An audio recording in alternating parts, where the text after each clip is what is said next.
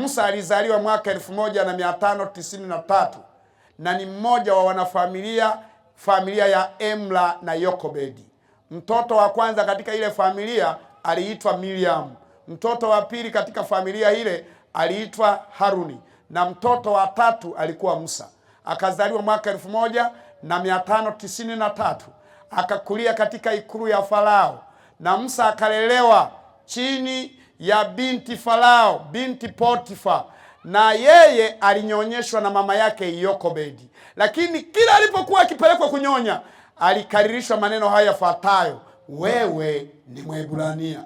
Kwa hiyo Musa akakuwa akijua yeye ni nani? Ni Mwebrania. Na alipofikisha umri wa miaka 40 akiwa mtu mzima, alisema maneno haya. Waebrania 11 fungu la 24.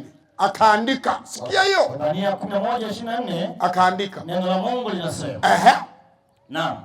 Kwa imani Musa alipokuwa mtu mzima akakataa kuitwa mwana wa binti Farao. Alikataa kabisa, akakataa kuitwa mwana wa binti Farao. Sikia hiyo. Akaona ni afadhali kupata mateso pamoja na watu wa Mungu. Akapate mateso pamoja na watu wa Mungu kule Gosheni kuliko kujifurahisha katika dhambi. Kwa nini? Kwa kitambo. Akakataa kuishi ikulu. Akakataa, na alikuwa akitazamiwa kuwa mfalme baada ya Farao, lakini yote hayo aliyakataa. Akasema ni afadhali akaungane na ndugu zake, akapokea mateso pamoja na ndugu zake, kuliko kujifurahisha kwa dhambi, kujifurahisha kwa kitambo na dhambi. Maana pale yote yaliyokuwa kitendeka pale ni dhambi. Musa akaamua kuacha dhambi, akamtumikie Mungu. Bwana asifiwe. Wewe unaamuaje jioni ya leo? Na Musa akaanza safari kutoka ikulu. Akatoka Misri, ikulu ya Farao, kwenda kwa ndugu zake, akaungana na ndugu zake, akapokea mateso pamoja na ndugu zake. Lakini alipofika njiani, akakutana na watu wawili wanapigana. Akaingilia kati kama mwamuzi, na kwa sababu alikuwa komando, alikuwa amepitia elimu ya jeshi, akamshika binadamu mmoja aliyekuwa akipigana naye, akakasirika, akamshushia konde moja, na Musa akashika mkono, akashusha, akajibu konde moja. Yule Misri akaanguka chini na kalala mauti kwa konde ngapi? Moja ya komando Musa. Makomando wa kwanza ni wa Adventista wa Sabato duniani. Bwana asifiwe. Amina. Usichezee hao watu. Ndipo Musa akapiga konde moja, yule Misri akalala mauti. Halafu akachimba kaburi kwa mikono yake mwenyewe, akamzika. Baadaye kafukia kwa miguu, kakanyaga na viatu, akaendelea na safari. Na alipokuwa akiendelea na safari, akakutana na watu wawili tena wengine wakipigana. Akasimama kama mwamuzi, lakini mmoja wa wale wawili wa pili waliokuwa wakipigana akasema, je, wataka kuniua kama vile ulivyomuua pale Misri? Na Musa alikuwa akizani ya kwamba ile dhambi haijaonwa na mwingine. Na alipogundua hilo, safari yake ya kwenda Gosheni ikabadilishwa. Badala ya kwenda Gosheni, Musa akabadili mwelekeo, akakimbilia Midian. Na alipofika hapo Midian, akaingia kwa gia ya kutafuta kibarua. Akapata kibarua cha kuchunga nini? Kondoo, kwa mcha Mungu mmoja alikuwa akiitwa Yesro. Musa akachunga kondoo ndani ya miaka 40 kwa mcha Mungu aliyekuwa akiitwa nani? Yesro. Na akawa mwaminifu katika uchungaji wa kondoo. Hata bosi wake Yesro akampenda Musa, hata akampa zawadi ya binti. Wewe ulishawahi kufanya kazi mpaka ukapewa zawadi ya binti? Naomba ukawe mwaminifu. Bwana asifiwe. Amina. Akapewa binti aliyekuwa akiitwa Zipora. Musa akakaa hapo Midiani ndani ya siku 40, ndani ya miaka 40.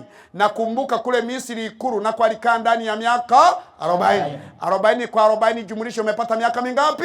80. Lakini siku moja Musa akichunga kondoo la mkwewe Yesro, amekuwa mkwewe sasa, sio boss tena, amekuwa mkwewe.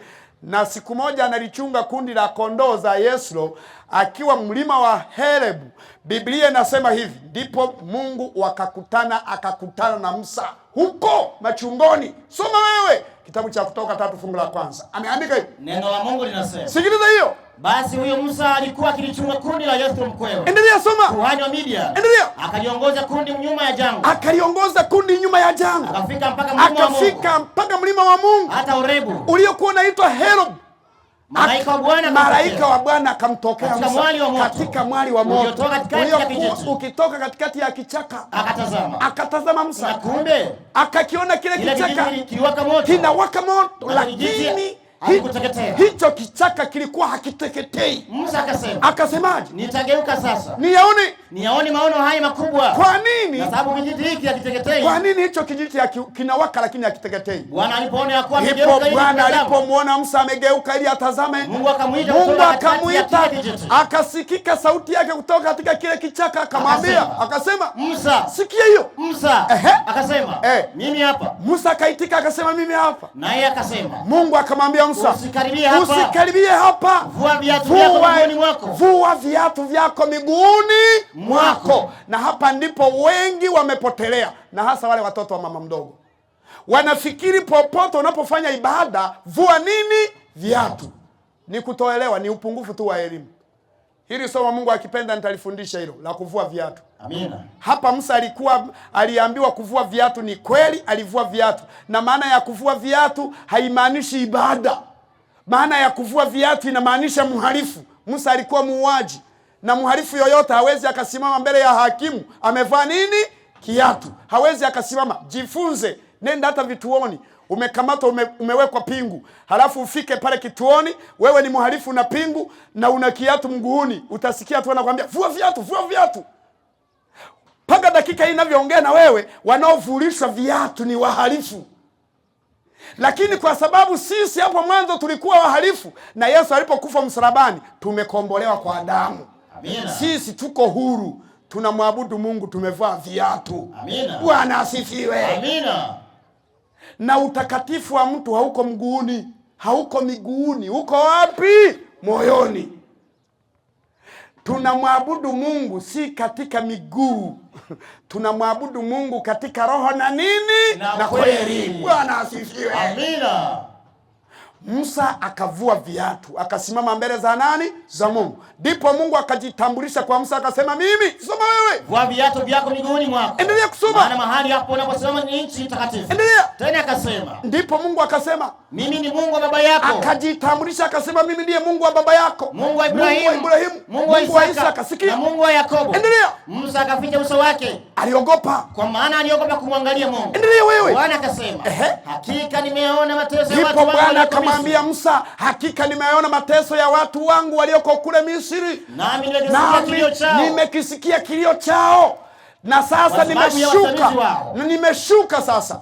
Endelea wewe. Maana nayajua maumivu yao. Maana nayajua maumivu yao. Nami nimeshuka ili niokoe na mikono ya Wamisri. Nimeshuka ili nikuokoe na mikono ya Wamisri. Niwapandishe kutoka nchi ile. Endelea wewe. Hata nchi njema. Endelea. Kisha pana nchi ijayo maziwa na asali. Endelea. Hata mahali pa Mkanani na Muhiti na Mwamori na Mperizi na Muhivi na Myebusi. Basi Mungu akamwambia, basi nitakutuma wewe basi. Tazama. Kilio cha wana wa Israeli kimenifikiria. Na nimeona hayo mateso yote ambayo Wamisri wanawatesa. Haya basi. Nitakutuma wewe uende wapi? Kwa Farao. Kule alikokimbia sasa narudishwa. Acha Mungu aitwe Mungu. Nitakutuma wewe sasa uende kwa nani? Kwa Farao. Nakumbuka kule ilishasikika kwamba Musa ameua Misri huko, na sasa anatumwa aende tena kuleta wokovu kwa ndugu zake, akawakomboe ndugu zake, kuwatoa katika mikono ya nani? Ya Farao. Musa alianza kulalamika kweli, akasema, mimi hata sijui kuongea, nitasimamaje mbele ya mfalme? Mungu akamuuliza swali, je, wewe una nini mkononi? Ili ajue kwamba anayemtuma ni nani. Akaulizwa, una nini mkononi? Niko Kutoka sura ya 4 lile fungu la kwanza. Musa akajibu akasema, nina fimbo. Akaambiwa ipige chini. Musa akaipiga chini, ikageuka ikawa nyoka hapo hapo, ili ajue kwamba nani anayemtuma. Akaambiwa ishike tena. Musa kwanza alipoiona imegeuka kuwa nyoka akamenya mbio, akaambiwa geuka, ishike tena. Musa akaishika ile fimbo, ikageuka ikawa tena, akaishika ile nyoka ikageuka tena kuwa fimbo. Ishara ya kwanza hiyo. Akaambiwa ishara ya pili, shika mkononi, shika kifuani kwako. Musa akaingiza mikono yake ndani ya kifua chake. Musa akashika mikono yake katika kifua chake. Mungu akamwambia toa hiyo mikono. Musa akatoa, akaiangalia mikono imegeuka yote kuwa na ukoma. Alafu ndipo Musa akaambiwa shika tena kifuani. Alipotoa mikono yake imekuwa salama. Mungu akamwambia mimi ninayekutuma ndiye mimi niko, yani mimi ndiye mwanzo na mwisho. Wakikuuliza waambie hivi, sikiliza Kutoka 3:13, soma wewe.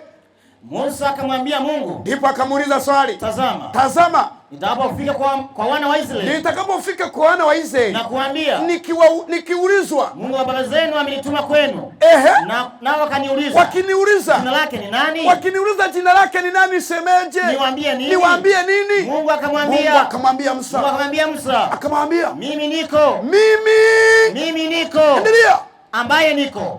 Akasema hivyo utakavyowaambia wana wa Israeli, hivyo ndivyo utakavyowaambia wana wa Israeli kwamba mimi niko, amenituma kwenu. Bwana Yesu asifiwe. Amina. Na mimi napenda niwaambie watu wa Mwanzugi, Yesu ametutuma kwenu. Amina. Mimi niko ambaye mwanzo na mwisho, Alfa na Omega, ametutuma kwenu. Amina. Ndivyo utakavyowaambia. Anaenda na Haruni, anafika Misri. Sikiliza, Farao anauliza swali 5 Kutoka fungu la kwanza. Anauliza swali. Neno la Mungu linasema, ameandika, hata baadaye Musa na Haruni wakaenda kumwambia Farao, wakasemaje? Bwana Mungu wa Israeli anasema, wape watu wangu ruhusa waende, ili kunifanyia sikukuu jangwani, ili wakamfanyie Bwana ibada jangwani. Farao akasema, alisemaje? Bwana ni nani? Hivi huyo Bwana ni nani? Bwana ni nani? Nani huyo Bwana? Hata nisikilize sauti yake. Na kuwapa Israeli ruhusa waende zao. Mimi simjui Bwana. Farao akakataa, mimi simjui huyo nani? Mimi simjui Bwana. Simjui huyo Bwana. Wala Israeli ruhusa waende zao. Si wapi ruhusa wa Israeli kwenda zao. Farao akakataa kuwaruhusu wa Israeli. Ndipo Musa akaanza kuruhusiwa na Mungu kuachia mapigo ya waangukie wa Misri. Na Musa akaangusha mapigo 11 juu ya nchi ya wapi? Ya Misri. Miongoni mwa mapigo 11 ambayo yanashangaza na yanayonishangaza mimi, mapigo 3 yalikuwa yanashangaza kweli. Pigo moja, Musa akapiga maji ya bahari, maji yote ya bahari, maji yote ya mabawa, maji yote na chemchemi zote na mabawa yote, mito yote ikatema vyura. Nchi yote ya Misri, nchi yote ikajawa nini? Vyura. Mpaka mafigani, mpaka uvunguni, mpaka kwenye shuka za watu, mpaka kwenye mikoti. Unashika mfukoni, kuchukua matumizi umpe mke wako, unakusanyiamo na mavyura humo kwenye hela. Yaani mavyura yalienea kila sehemu. Watu mmelala kitandani, mnakoroma na mke wako, na shangaa na vyura vinakusaidia kukoroma, na vyenyewe vimo humo ndani ya shuka. Ilikuwa ni kasheshe pigo hilo. Lakini kuna pigo lingine ambalo mimi lilinishangaza na bado linanishangaza. Musa akaambiwa kuipiga fimbo yake juu ya nchi, na akayapiga mavumbi ya nchi. Biblia inasema kwamba mavumbi yote ya nchi ya Misri yakageuka kuwa nini? Chawa yote. Niangalie watu walivyoumwa na chawa. Hakuna mtu aliyebaki salama. Kila unayemwangalia anajikuna. Watu wanaume wanajishika mifukoni, unaweza ukafikiria anakupa hela, kumbe anakuna nini? Chawa. Nataka nikwambie, mikoti yote ilijawa na nini? Chawa. Mablanketi yote vyawa, shuka zote, suruale zote, masiketi yote, maganguro nayo, kila mahali. Nataka nikwambie, mpaka na kwenye unga watu wanapika ugali utafikiri wanapika molam. Vyawa. Chawa ni pigo moja baya sana ile. Lakini pigo la mwisho ambalo lilimfanya hata Farao akasalimu amri ni lile pigo namba 11 ambalo lilipigwa juu ya Misri, na wazaliwa wote wa kwanza wa Misri wakalala mauti yote. Wawe wazaliwa wa wanyama walikufa, wazaliwa wa wadudu wakafanya nini? Walikufa, kila aliyezaliwa mara ya kwanza. Ndipo Farao akasema maneno haya 12 Kutoka, soma fungu la 28 baba. Sikiliza hiyo. Ameandika nini? Sikiliza. Basi wana wa Israeli, ndipo wana wa Israeli wakaenda na kufanya mambo haya, wakayafanya mambo haya vile kama Bwana alivyomwambia Musa na Haruni, ndivyo alivyofanya. Hata ikawa usiku wa manane. Usiku wa manane sasa. Bwana akawapiga wazaliwa wa kwanza wote katika wazaliwa wote wa kwanza wa nchi yote ya Misri. Tangu mzaliwa wa kwanza wa Farao aliyeketi katika kiti chake cha enzi, hata mzaliwa wa kwanza wa mtu aliyefungwa katika nyumba ya ufungwa, wote walikufa wote. Na wazaliwa wa kwanza wote wa wanyama wote walikufa. Farao akaondoka usiku huo. Yeye na watumishi wake akasalenda, akasalimu amri. Na Wamisri wote akawaendea. Pakawa na kilio kikuu katika Misri. Endelea. Maana hapakuwa na nyumba, hakuna nyumba yoyote iliyobaki salama. Hakuna. Musa na Harun, wazaliwa wote wa kwanza walifanya nini jamani? Walikufa. Napenda sana mimi, ninafurahi sana kwenye familia yetu, mimi nilikuwa mzaliwa wa mwisho. Wale mnaojitanguliza kuzaliwa, hiyo historia ikijirudia mtakipata cha mtema kuni. Walikipata, walinyosha maelezo. Farao akawaendea Musa na Haruni. Kimbia baba wewe. Akawaita Musa na Haruni usiku. Akawaambia, akasema, sikia, ondokeni. Nendeni. Ondokeni. Kimbia. Hebu anza kufikiria. Alikuwa amekataa kwamba siwezi kuwapa watu hawa waende, lakini sasa hivi ameyanyosha maelezo, anasema fanyeni nini? Ondokeni. Nendeni. Tokeni katika watu wangu. Ninyi na wana wa Israeli. Nendeni sasa. Mtumikieni Bwana kama nilivyosema. Bwana asifiwe. Amina. Nendeni mkamtumikie Bwana kama alivyosema. Amekubali, hajakubali? Amekubali. Amesalimu amri, hajasalimu? Amesalimu. Amenyosha maelezo. Naomba baba yangu, mama yangu, kaka yangu na dada, popote unakonisikiliza, usiogwe, usiingie kwenye tatizo la Farao.